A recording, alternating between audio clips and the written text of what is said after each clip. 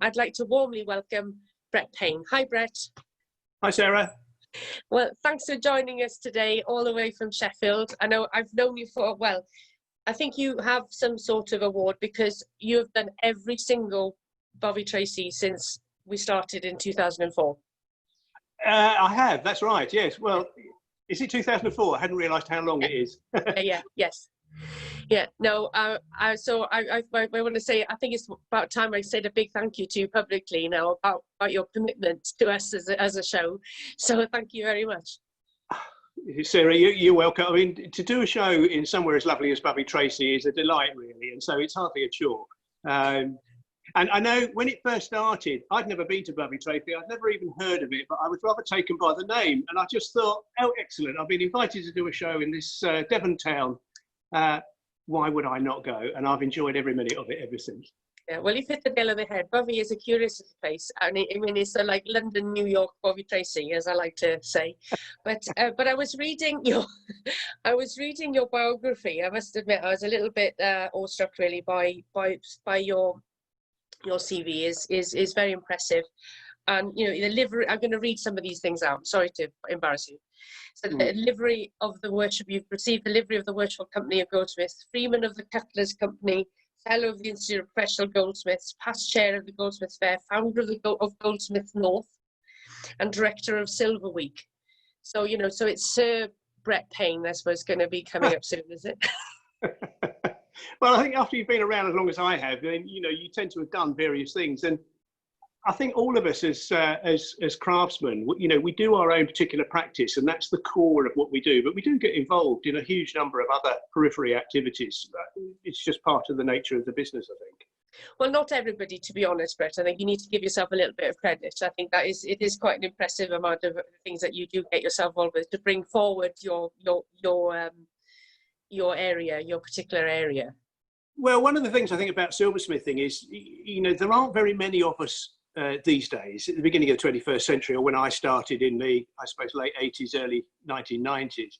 I think with, ceramics and glass and furniture and what have you, there are more practitioners. Silversmithing is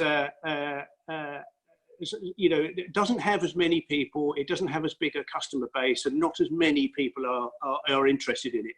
So I think as silversmiths, we do have to become much more collaborative, perhaps, than other areas of the crafts. And if we don't make things happen ourselves, then they just don't happen. Well, that's an interesting way to think about it, I think. And it's important. I think a lot of makers do join their own communities and make groups within it. But I wanted to ask you really about how you were introduced to metal in the first place. Where did you begin? A good question. It's to be honest with you, I have been asked this question before, and I really ought to have thought of a reasonably coherent answer, because it's a difficult one, really. I grew up in Kent. In a relatively rural background, went to a kind of very straightforward traditional academic school where we never did any woodwork or metalwork or craft subjects at all. And I think it was, by the time I'd left school, I'd got a place at university, and I decided between really the Easter of my upper sixth and the going to university, I decided that that's not what I wanted to do. And I ended up going to the local art school in Canterbury on what was in those days known as a foundation year, where you were given a year to experiment, really. We did fine art, sculpture, glass, ceramics. And there was a little corner of a big workshop where we had a part-time teacher who would come in on a Wednesday evening and teach us a little bit of jewellery and metalwork. And I don't know why, it was one of those things that I just found that I really enjoyed. And then the head of the art school said to me at one point, why don't you do silversmithing? I'd never really heard of silversmithing, didn't really know anything about it. Thought it all sounded really rather romantic. Silver's a wonderful material. Even if you know nothing about it, you just know from the name it's a wonderful material. And he had been head of the silversmithing and jewellery school in Sheffield. And he said, if you want to do silversmithing, go to Sheffield. That's where the best silversmiths are. So I applied to Sheffield, luckily got in, and to a large extent, I've been here ever since. Yes, because this is the centre of the silver, the metal and silver well, certainly in education, obviously was in trade at one point as well, with industry. Obviously, it's got a long history of metal production, Yeah. hasn't it?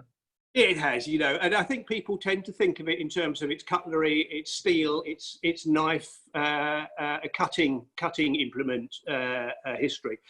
But silversmithing has always gone alongside with that, and the big industrial Victorian mass production silver companies, the Mappin and Webbs and the Walker and Halls, who sent their work all over the globe, all came from Sheffield. So those names are still seen in Sheffield in terms of old buildings and museum names and what have you, although the companies have long gone. And the Sheffield silversmithing industry has returned to its pre-industrial revolution methodologies, really. So it's small workshops, highly skilled, producing design-led,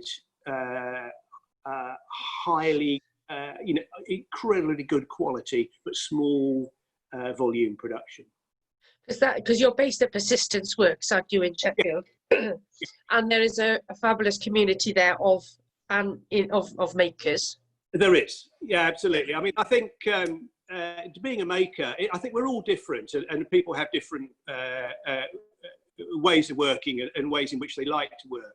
I was always slightly nervous of becoming a bit of a recluse and working in a garden shed or an old barn on the top of a mountain somewhere. So when I left college, or rather when I was looking to set up a workshop in Sheffield, I teamed up with a group really of artists. We were painters and sculptors and musicians. And initially we squatted an old industrial building in the old industrial part of Sheffield down by the railway station.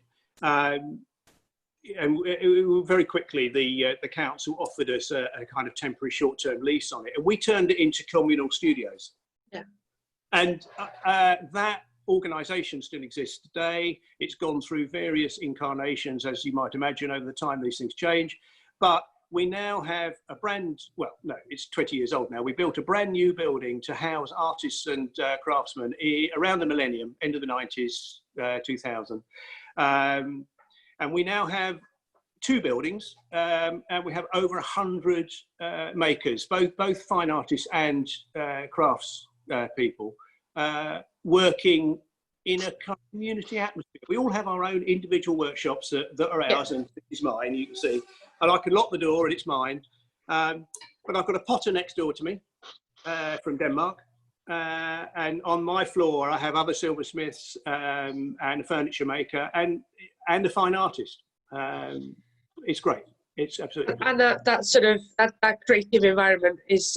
I mean, some people like to work in isolation, as you know. We meet all sorts of people when we do the shows, and then you meet some people who I literally don't want to see anyone, and they come out of their, they're, as you say, from their mountainside, and they go do the shows. Whereas I was always, as a maker, was really felt I had to do that at one point, and I didn't like it. It's nice to have that influence, isn't it? That creative melting pot. I think it is. I mean, I've always been, I think it's a danger. You can disappear in your own little bubble without external criticism or direction. You can end up in a bit of a cul-de-sac. The beauty of what we've got here, because we set it up as artists and makers, is it is set up for us. So the building is not open to the public. It's our own private space. This is where we think and create and make, and we can make as much noise and distraction as we like. And then when we've got something to show to the public, we then go out to Bovey Trace or to wherever. Yeah. And we bring the product of what we've been doing and we show it to people.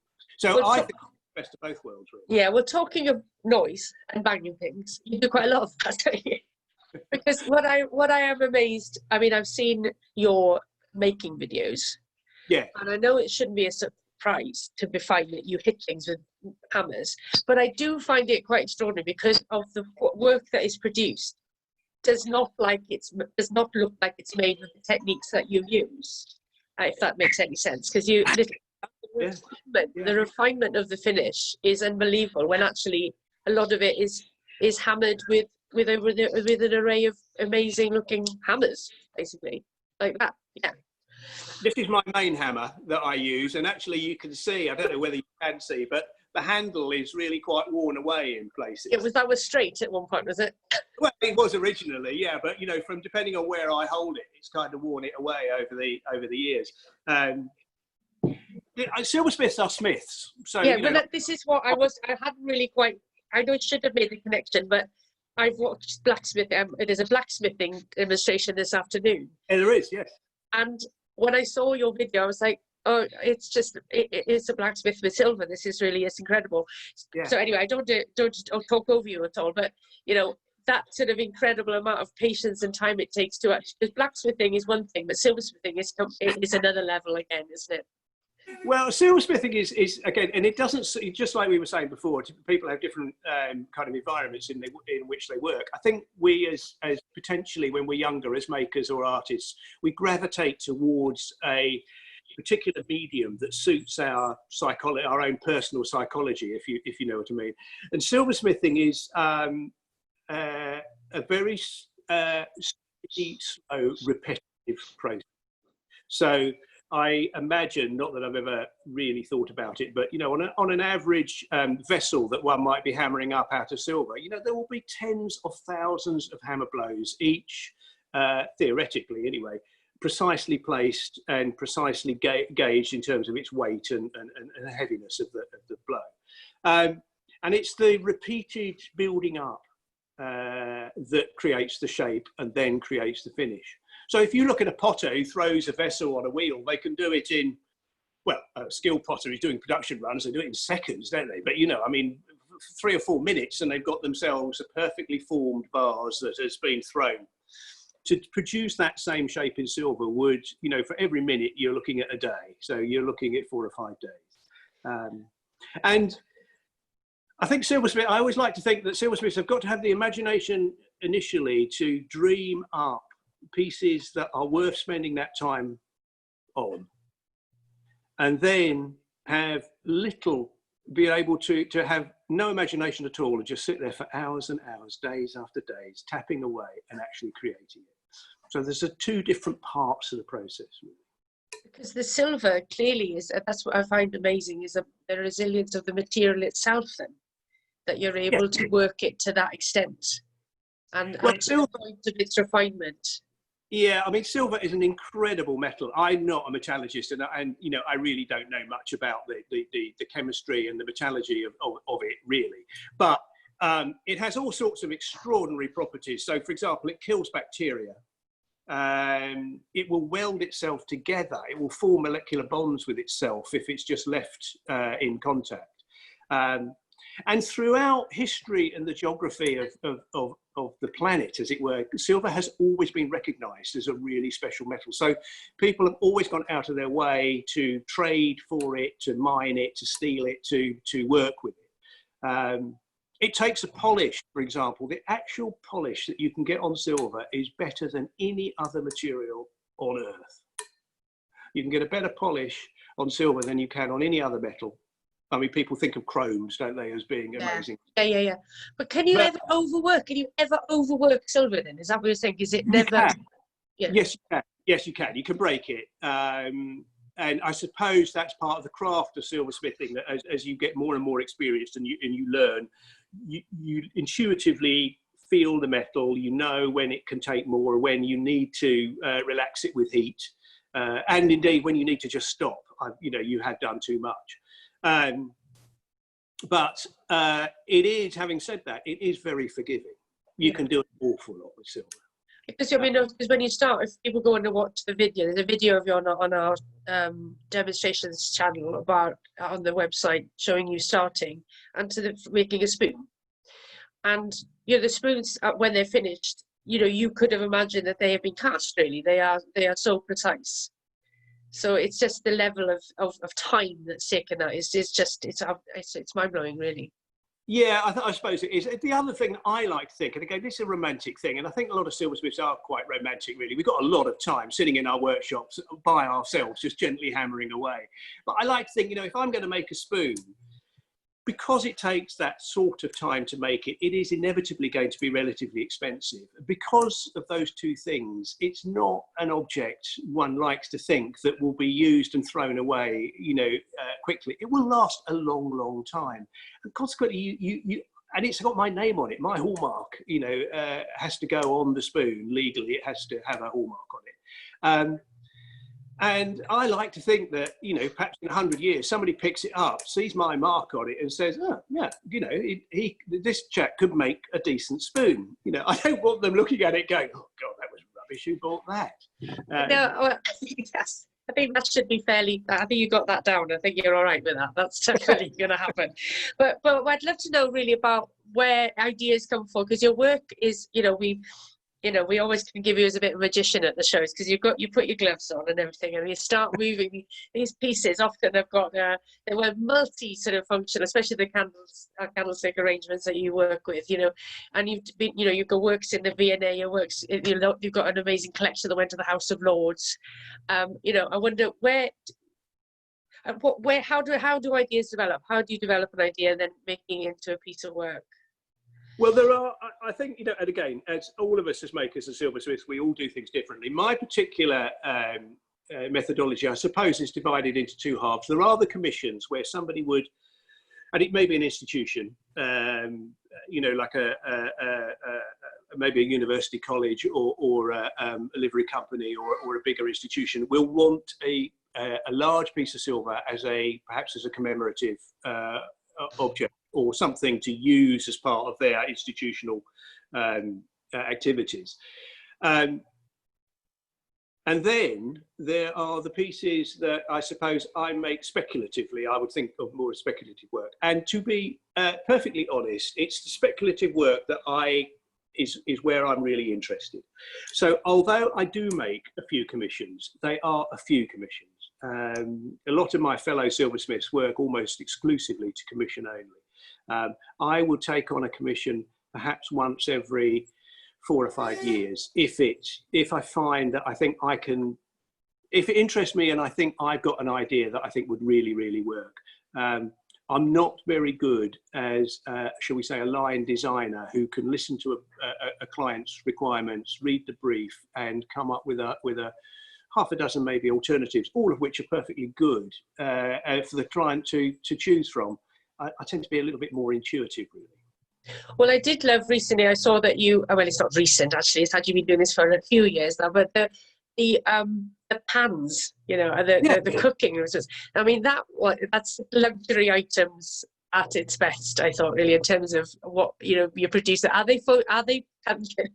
I cook in those? Yeah, absolutely. I mean, I was going to say, and it sounds a bit odd, really, but a lot of these ideas come from just my own lifestyle, which sounds odd because it sounds as though I do nothing but cook in silver saucepans. But the silver saucepans idea came about, for example, was that on a Saturday morning when my children were younger, and I would be at home on the Saturday looking after them and what have you, I would grab a few moments on the Saturday morning to make myself a coffee by frothing up the hot milk rather in a kind of saucepan. And I had a baked bean saucepan or a milk saucepan or whatever it was, made of steel or aluminium, and I used to do this. And I used to get the kids organised doing something or other, so I could have half an hour on my. And it just occurred to me one day, this has become a little ritual that I really rather enjoy, and I thought I'm going to make a little silver sauce to do the milking. And then I think in order to keep yourself sane, you kind of think, I can't be the only person that would appreciate the idea of having something really rather personal. So, you make a few saucepans, you take them to shows, and you find out whether, I am mad, I'm the only person who wants this, or whether there are other people. And other people rose to the occasion. And, I've had some lovely photographs people have sent me of what they're cooking in their little silver pan. And I've done omelette pans and scallop pans. We did some scallop pans. Yeah. I love that idea, really, that people are cooking for them, because it is extremely decadent, I've got to say. It really is. Well, I like to think self-indulgent, really, because, you know, I mean, I know cooking is always or often advertised as a service, you know, that you cook for other people, social thing. And it is a social thing, and you do cook for other people. But also, there is a kind of personal enjoyment of thinking, I fancy eating this, whatever it is, baked beans, coffee, whatever, and I'm just going to enjoy the process of preparing it and consuming it.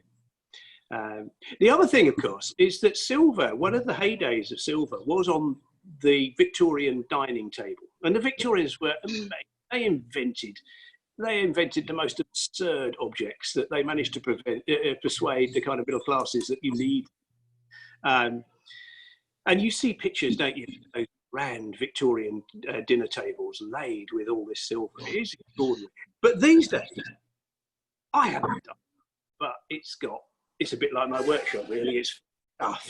And I eat or on the coffee table or whatever. And so the kind of the preparation of food and the eating of food is much closer together, I think.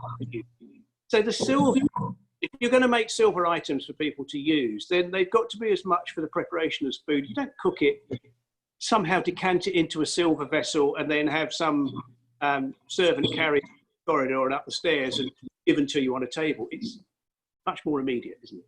Yeah, no, I do love the sort of theatre that goes along with your work, and I think that when you're on your stand, it is quite a performance, you know, because you like to help, you know, show people, you know, how to almost interact with what you make, you know, because there's a lot of kinetic qualities to what you make. Yeah, I mean, I think, again, that comes back to the fact that silver is not, you know, has not retained its kind of everyday comfort. You know, people are not comfortable with it on an everyday basis these days, which is a shame because it's an extremely modern material. It's you know, it's very durable, it's very hygienic, and it's very efficient. It conducts heat so well, for example. So as a cooking, you know, to make a saucepan out of it, it's so efficient, much more efficient than any other you might make a cookie.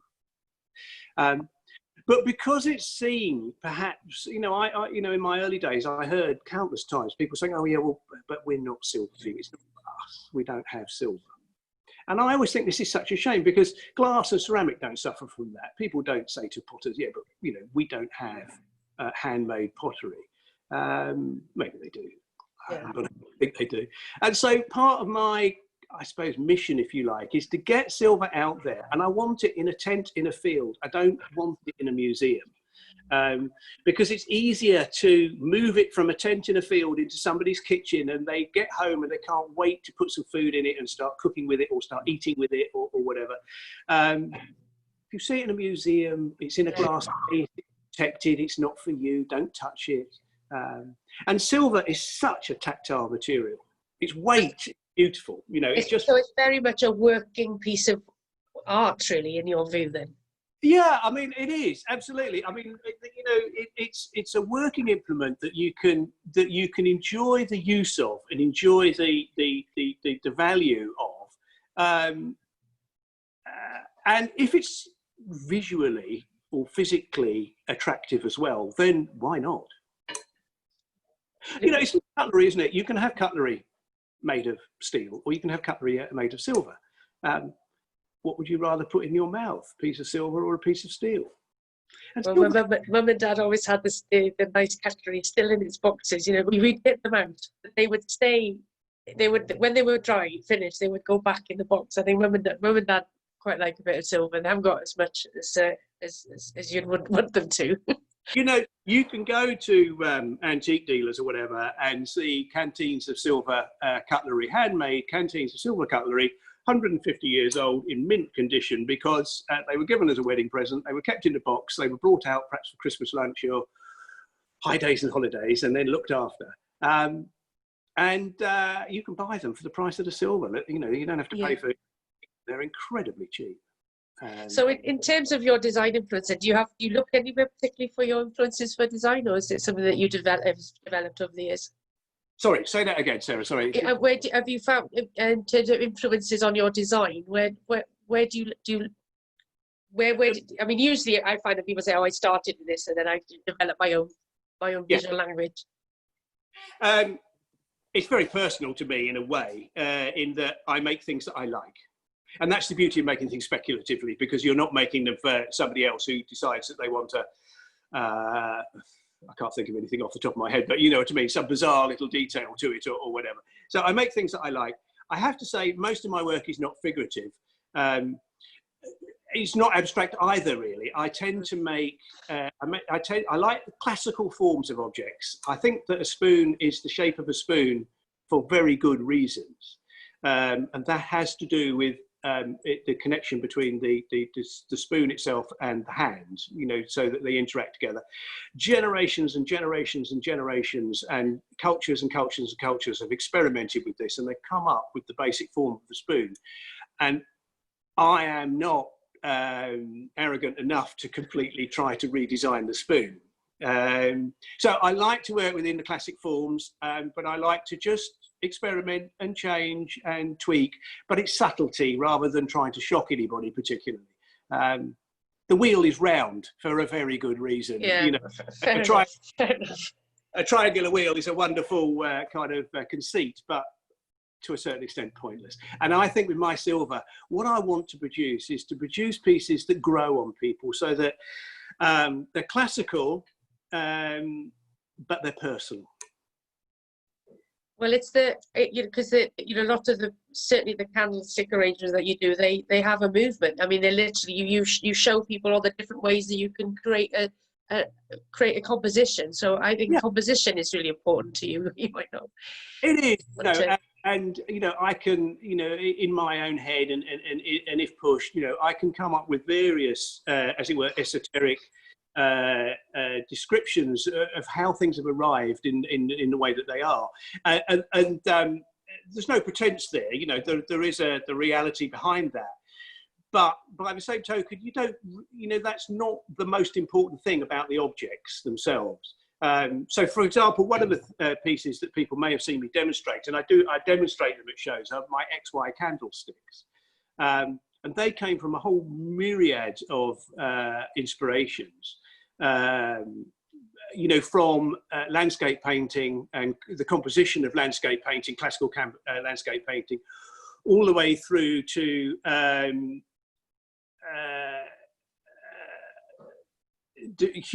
life drawing, really, the shape of a human hip, and kind of influences like that. But where they've ended up, and what I tend to demonstrate to people, is the idea that you can have one pair of silver candlesticks that will last you or your family at least one lifetime, one generation, because they will fit to a large extent in any kind of environment or any shaped space. So if you have a long table or a round table or a mantelpiece or a shelf, or you want them separate, or you want them large, or you want them small, you need one pair of candlesticks, and it will do all of those things. And the only way to explain that to anybody is to show them, isn't it? Yeah. Well, I think we always think people, you're hypnotizing people at the shows, you know, because you get the gloves and they all start moving around, and then everyone just sort of stops and starts watching what you're doing. I'm one of those gruesome people. I mean, I've got it in front of me now. You can't actually see it. I don't think you can see it, but on my table in front of me here, you know, I've got various things that I can play with my hands while I'm talking to you. And I was one of those appalling children that at the dinner table was forever stirring the sugar and moving the cruet around and faffing about. I suppose you're a typical small boy, really, with too much energy. But I do think that, you know, at the dinner table these days, you know, a dinner table is a social space where people are interacting with each other, and that can be verbal, obviously, but you know, it's also about moving things and playing with things. And I like the idea that you can change the arrangement on the table and see whether other people go, oh, you know, that's interesting, or, you know, but how about like this, or how about like that? And it's part of just the general interaction of a social occasion. Well, you talked a bit about energy, because I think, you know, you've been working at the top of your game for as long as I've known you, really. I mean, I've only known you for 16 years now. Right. Would you believe? And you would have been the 17th Bobby Tracy. Oh, possibly, but I didn't. Yeah, we've all grown and developed, shall we say? But how do you sustain? You obviously, have you always been someone of high energy? Because obviously, the making process is hugely physical for your work. So still, how are the shoulders? Oh well. Actually, physically, I'm very lucky, and I do, I pay tribute to the technicians and the tutors who taught me in Sheffield when I was first learning. At the time, it was a little irritating that they were so pedantic about how you stood, how you held the hammer, how you held the file, the height of the anvil, the height of the vise, the height of the bench. So you wanted to get on with the job that you wanted to do, and they're faffing about making you get another stool because it's the wrong height, or sit like this and put your knee there and your foot there and all the rest of it. But as time has gone by, I have benefited hugely from that. So I don't have any of the kind of RSIs or back strain or shoulder problems or whatever that I know are prevalent in this industry. And that is, I think, purely down from that rather pedantic insistence that you learned how to do these particular processes properly. And I do, I in my own way, a little bit pedantic about passing that on to younger students now. I can see the irritation, but I kind of think, do this, it will pay dividends in the long run. No, because so many makers are that I know.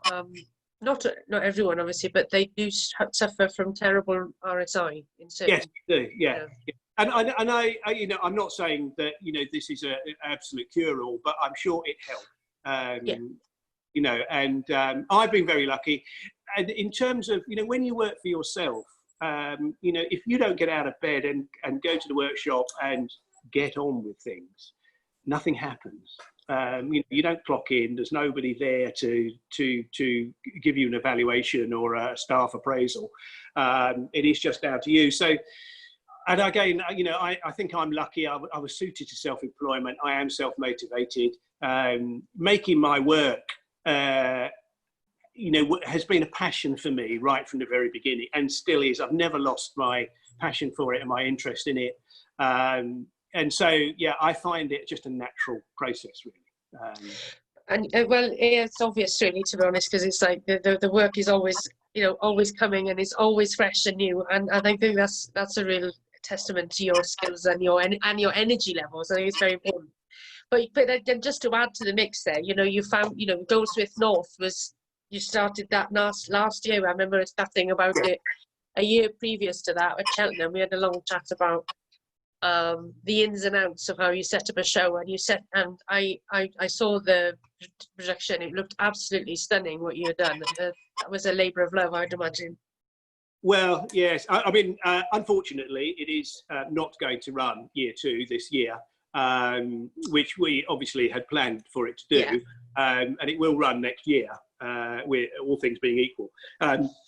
And again, that came out of I have to say, Sarah, inspired by you and people like you who have started a show showing high quality work in perhaps a place where it wouldn't necessarily be the obvious place to show it.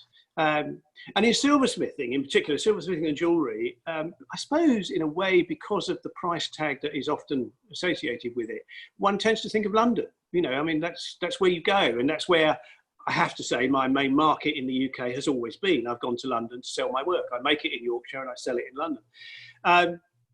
But I thought, instead of just whinging about the fact that we have to go to London all the time, if I want shows in the north of England in particular, then do it yourself. That's the only option. Just start to do it.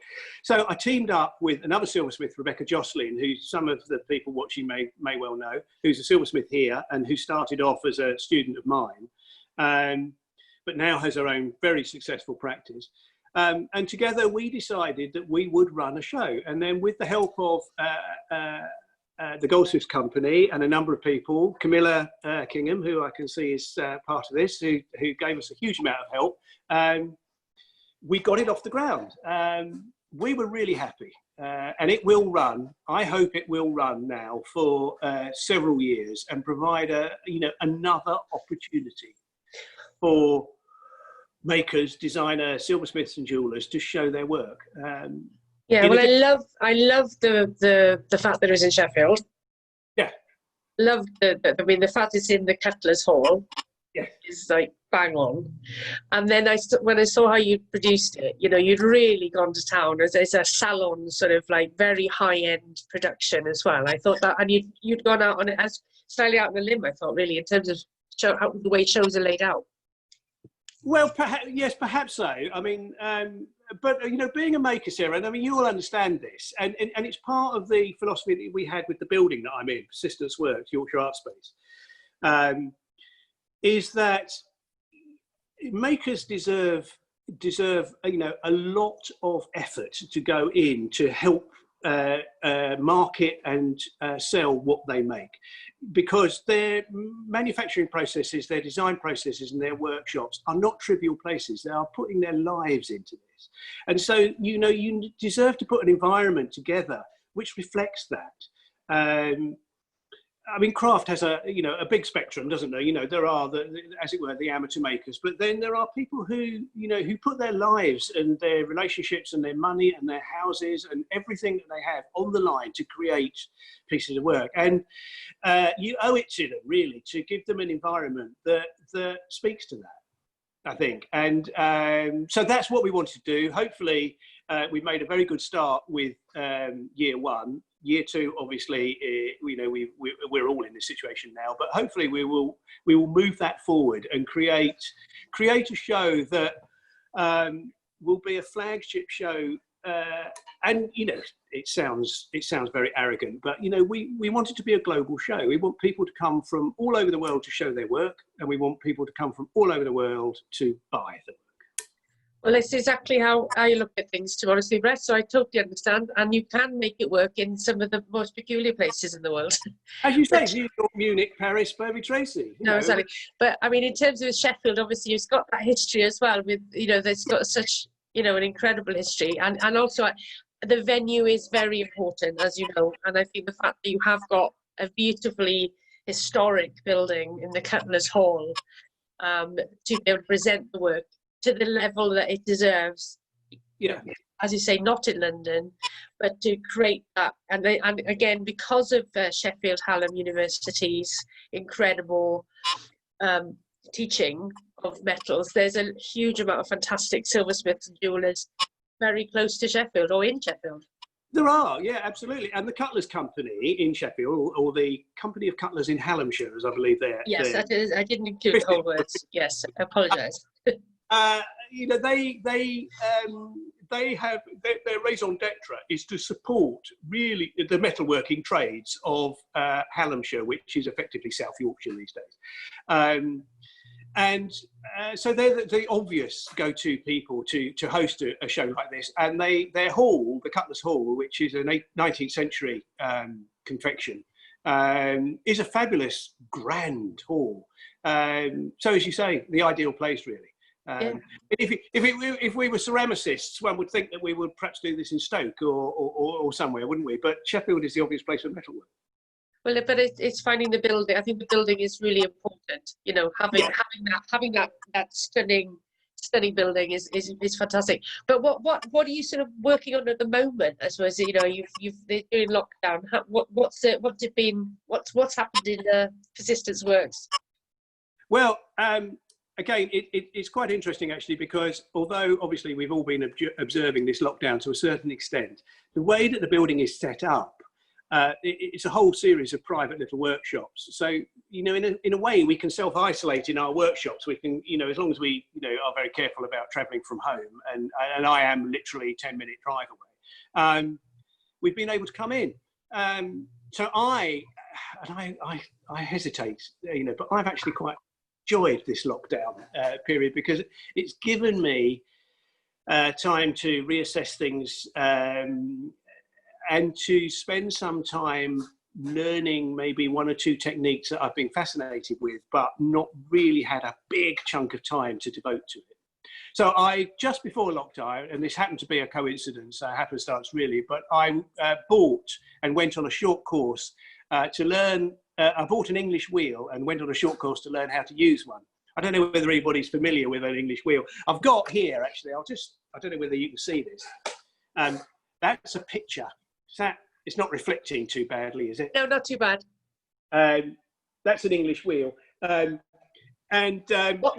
is that though? As a layperson, I need to be told what that is. It's quite a heavy piece of equipment. So it's about a meter or so wide and a meter or so high. But it's a very low technology piece of equipment, and it was a machine that was, as far as I'm aware, invented around the end of the 19th century, early 20th century. For automobile and subsequently aircraft sheet metalwork production.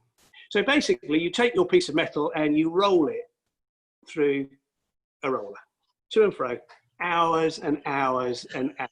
It's very therapeutic, and you can create shapes.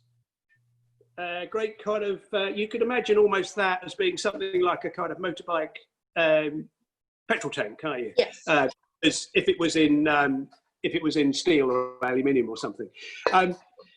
But it's never really been used by silversmiths. I was interested to see whether it will work on silver and whether I could make some large asymmetrical fish dish type objects. And I've spent the last, however long we've had, 3 months, have we, playing. Yeah. Yes. And I produced. Well, I'm fascinated. So it's a whole new world for me now. So does it help you make large pieces? Well, I don't want to say quickly because that's clearly not what you're about. But is it quicker?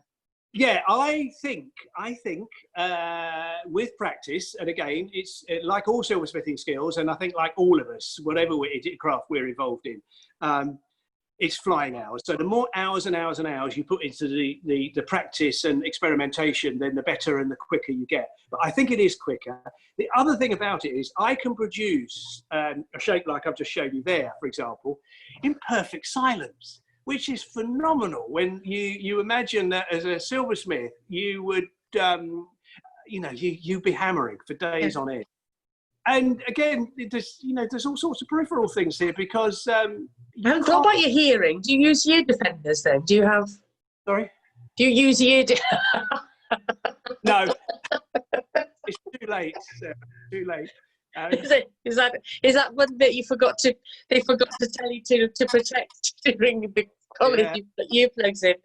Yeah, when you're immortal, aren't you? But I do use some defenders, and my hearing is affected a little bit. But I have to say, I went to a hearing specialist a couple of years ago, and he said to me that, and I don't know, he was a hearing specialist, who knows? But he said to me, no, percussive hammering will not significantly damage your hearing. It's kind of high frequency or low frequency constant noise that will have affected it over the years. So actually, he said, silversmiths, you'll be relatively fine.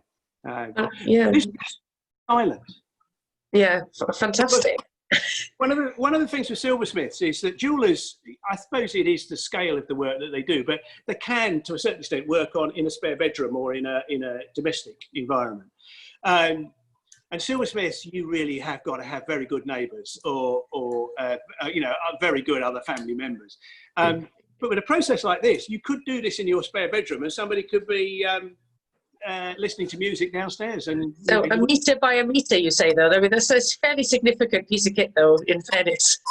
Well, it is, but not that expensive, to be honest. It was under £1,000, and it's a very, very well-made piece of kit. It's going to last me forever. You don't plug it in. There's no kind of running costs to it. No durables. It's just as it is. So I've spent the lockdown really enjoying myself playing away with this thing, and so hopefully when the shows start again, which they will, I'm going to have a whole new body of work which will look completely different, I think. Oh, fantastic. Well, I want to get this a lot. If anybody wants to know, we are kind of winding down to the end of this Q&A, but I wanted to ask the audience if they had any questions. Now is the time. If you have some questions you'd like to ask Brett, now is the time to pop them in the chat facility, because usually when I start talking about life in lockdown, we're sort of winding to the end of the conversation. So don't be shy if you've got some, because I know some people have asked about. Well, I'll maybe say some of the things that people have said. There's been a few comments in the chat, Brett. Brenda Wilson says, I'm still hoping to get a windfall to buy your little swan, which I saw at the Dome in Buxton. So that's someone who's building up to become a collector. But we're going to talk a little bit about collectors, because obviously you do have people that collect your work, obviously. Yes, yes. I don't want to open up a whole new subject, obviously, because we're in time now. But for the first maybe 15 years of my workshop, my main production making was in necklaces and bracelets. And I think the first time I came to Ballantrae, I was still that's what I had with me. Now I haven't really made any necklaces or bracelets since about 2007 at the latest. But people still, I see them, they get sold at auction and what have you every now and again. And every now and again, and I have had one during lockdown, somebody has rung me up and had a piece go missing and wanted me to make a replacement to it. So I've done that. I've made a replacement piece. And she had really quite a collection of my pieces, which she bought from me over the years and then also bought at auction or what have you. And it's hugely flattering. I mean, can't imagine, when you start off, I suppose you have theoretically in your mind that you are going to have customers and clients who like what you do and maybe buy several pieces, but to actually have it happening is amazing. Yeah. Well, I remember when you first came to the show, you just brought the jewellery very first, and then the second year I think again, and then then they started to merge the other pieces, and then the jewellery stopped coming. Yeah. Yeah. So that was obviously a bit of a plan, really. Well, maybe not thought very deeply about, maybe, I don't know, but you wanted to move away from the jewellery. But I know a lot of people at that time when you had the jewellery, there were people buying it for 21st birthday presents, very significant commemorations. And I remember having this conversation with the maker, I remember she was quite new, she's still making now, but she would say, oh, well, people have bought this year, I won't do so well next year. And I'd be like, no, the people who buy from you before, they will buy from you again. And so it does work. It's not a one-off purchase, is it? I mean, they may not buy hundreds of pieces, but it's usually a start of a relationship. Yeah, it is. I mean, yeah, and it took me some time to understand that, actually. I know where that jewel is coming from, because I know people used to say to me when I first started, oh, you must start collecting a mailing list of people who bought your work. And I kind of thought, well, actually, what I need is a mailing list of the entire world minus the people who've already bought my work, because it's everybody else that is going to. But of course, it doesn't really work like that, does it? So, yeah, and. Well, they say it's 7 times harder to create a new client than to retain one, isn't it? I think it's like. Right. Yeah. Yeah. So, but I'm just saying what someone said. There was sadly, well, Maria Francis said she's sad she couldn't do Jules with North. I enjoyed participating last year. You did a great job. So that's really nice to hear. Oh, thank you, Maria. Yes. Yeah, and Kit's, who said it's a fantastic show. It really was blown away with how stunning it looked and how well planned. To run alongside the Great Northern Contemporary Craft, because they were on at the same time, weren't they, in Sheffield at the time? They were. That's right. Yes. And it was going to be a similar format this year, but obviously we'll wait and see what happens next year. But hopefully, yes, we can turn Sheffield into a destination. Come for the weekend. Yeah. And you can come and see jewellery, you can come and see other crafts. And the other thing, one of the things that we want to do in Sheffield is to have as it were, a maker's workshop trail in Sheffield. So if people come for the weekend, they can then go around and see workshops. And that is easy, mainly because of the conglomeration of workshops in Sheffield, but also it's much smaller than somewhere in London. So, in Sheffield, within walking distance of the centre of the city, you could do a tour of a dozen or 20 workshops quite easily. Whereas in London, that's not really possible, is it? That's a great idea. I think that's a great way then. And it brings a lot of other people on board, and it brings the city on board as well, doesn't it? It does, yeah. And, people are quite rightly, interested in how things are made, as we've been saying today. The finished product is one thing, but to see the background behind it is equally fascinating. And to go into people's workshop, I'm fascinated by going into other people's workshops. I've been looking at your posters, and I've been trying to not to look like I'm looking around your workshop. It's really hard because you want to have a look good old nosy. Well, I'm tiny on my screen. I can't really see what you can see, but yeah, I mean, and you know what I'm facing here in front of me, the whole of the workshop end is glass. So we get all the light, natural light coming in. So again, it's part of the fact that we built this building ourselves. We built it as workshops and studios. So you know, we were able to design the features, you know, architecturally into the building that we actually think are important as a maker. So you know, there are painting studios with north lights. There are ceramic studios with, you know, big gas connections for their kilns and what have you, and ours have light. Fantastic. Well, it's so important. Natural light is such an important part of having a great studio space, isn't it, I think? Yeah, I mean, and we do have, I don't know whether it will be happening this year, the decision has not been made, but usually in November, this building is open for one weekend to anybody and everybody who'd like to come and look around all the workshops and see all the workspace. And we will publish that on the dates of that on our website as and when, or if and when it happens this year. It's usually November. Hopefully we may be in a better place by then. Well, I think that's a great point to end the interview there, Brett. I think with some encouraging hopes that we can meet you in person in November. And thank you very much for your time. It's been absolutely lovely getting to know a little bit more about your working practices and your background. And I'd like to thank everyone who has joined us from all over the country and around the world for this Master Maker Q&A. So thanks very much, Brett. Well, yes, and thank you, Sarah. And I'd like to thank everybody very much. I see a lot of friendly faces. I can't see everybody on this screen. I think I've got nine faces on my screen. But thank you very much for your time. And it's nice to see you all. And I hope you're all well and keep safe and enjoy the summer. Thank you. Thank you, Brett. And thank you, everyone. See you again. Bye-bye. Bye-bye.